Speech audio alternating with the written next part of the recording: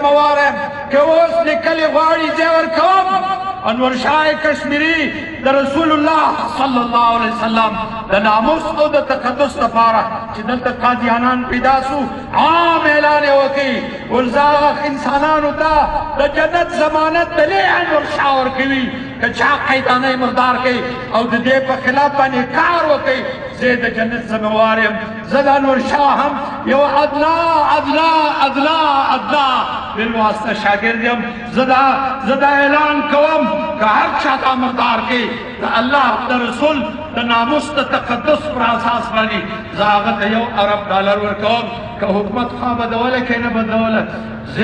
زه ضمانت ورکوم که ته وایې تا سره نسته میسر بېشکه نسته لیکن دا امت درته داسې هیرو هم نه دی وړی داسې اوبو هم نه دی وړی چې $1 ارب به دوی د الله د رسول په خلاف یې کم چا